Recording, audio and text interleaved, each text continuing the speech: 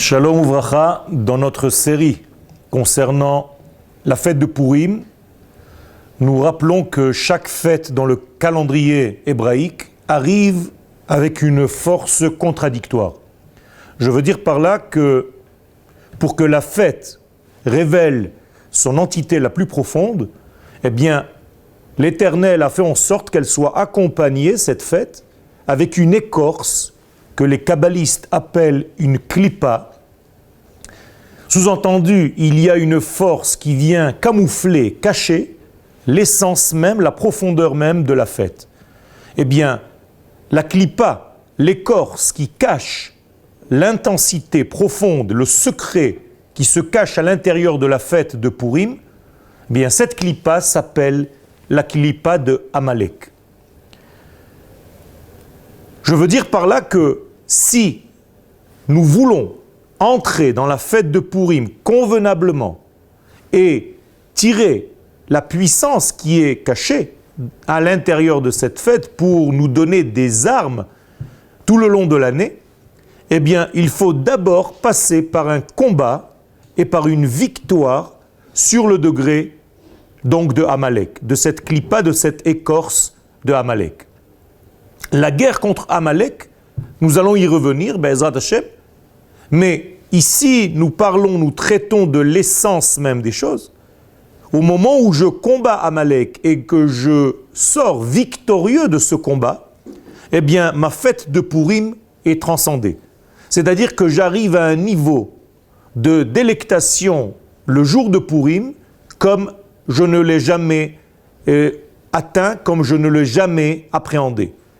Et donc le degré de Purim passe par une lecture préalable du passage concernant Amalek. Et c'est pour ça que nous lisons la paracha de Zachor et Asher Asa Lecha Amalek à la veille de Purim, justement pour nous rappeler que sans gagner ce combat, eh bien la fête de Purim cache son entité intérieure. Donc cette victoire fait en sorte de révéler la fête, de lui donner son niveau le plus ultime, le plus supérieur possible, justement par cette victoire sur le Amalek. Et que sort-il de cette victoire? Eh bien, sort un tri en réalité, une forme de réflexion qui est réellement forte et dans une certitude globale que l'Éternel choisit une fois de plus le peuple d'Israël.